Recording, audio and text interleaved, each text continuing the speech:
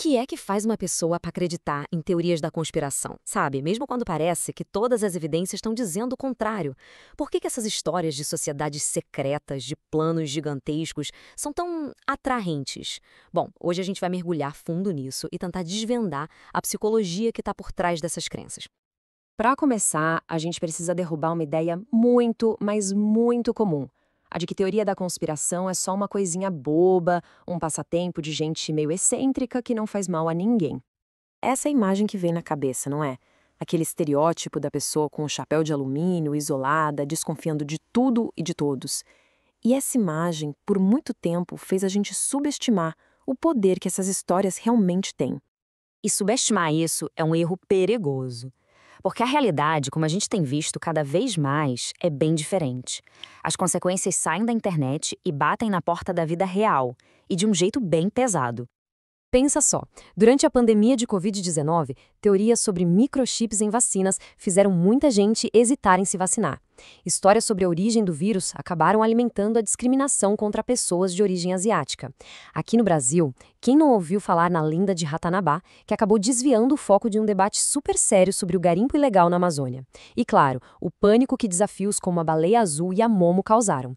Pois é, as consequências são bem reais e perigosas. Tá, então se não é só paranoia, o que explica isso? A primeira chave para entender está numa necessidade super-humana. A nossa busca por explicações, por encontrar algum sentido no meio do caos. Os psicólogos chamam isso de necessidades epistêmicas. É basicamente o nosso desejo de entender como o mundo funciona.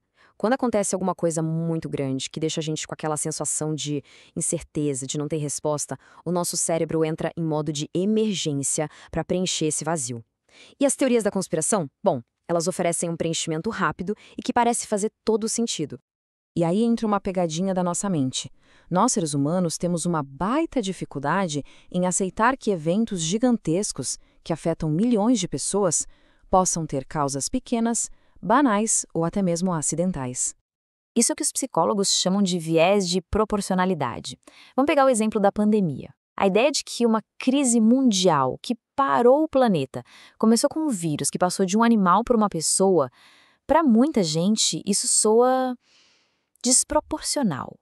Agora, uma história de que tudo foi um plano da indústria farmacêutica ou que foi causado pela tecnologia 5G... aí parece que a causa tem o tamanho do efeito, entende? Parece que se encaixa melhor.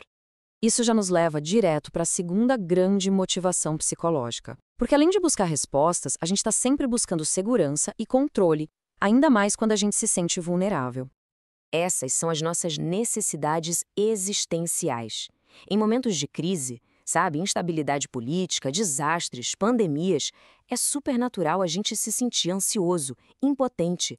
A gente sente que perdeu o controle da situação. E aí que tá o pulo do gato. As teorias da conspiração chegam e oferecem um roteiro claro. Elas pegam aquele caos todo, que é aleatório e assustador, e transformam numa ordem.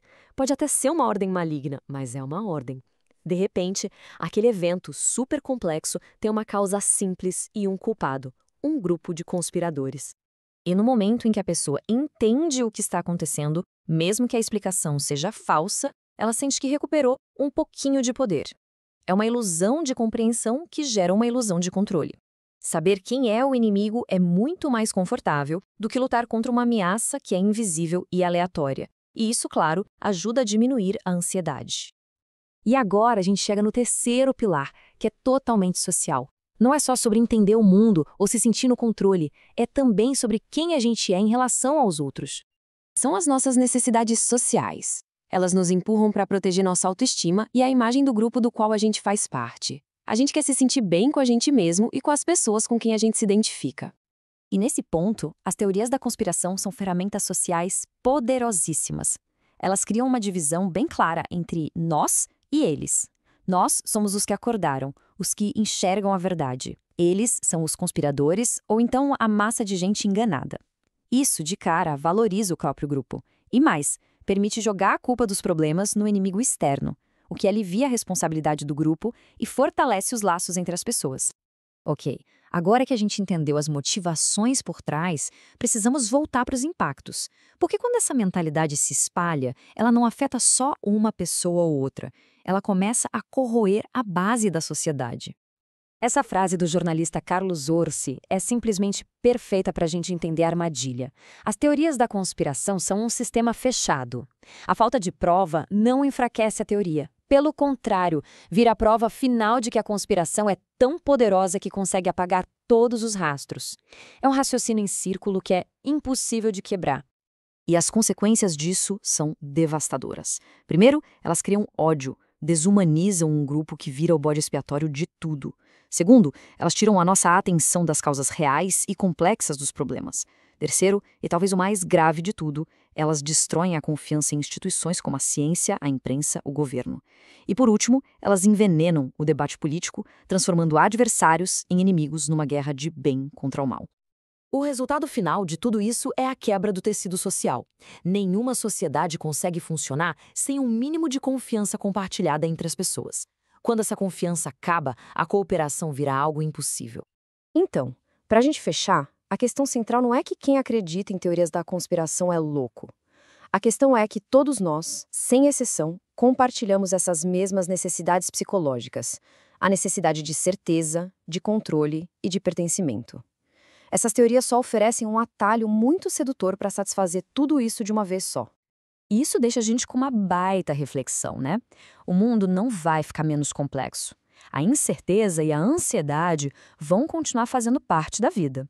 A verdadeira questão, então, é como é que a gente aprende a lidar com essa complexidade toda, a tolerar a incerteza, sem acabar caindo no conforto perigoso de uma resposta simples e pronta.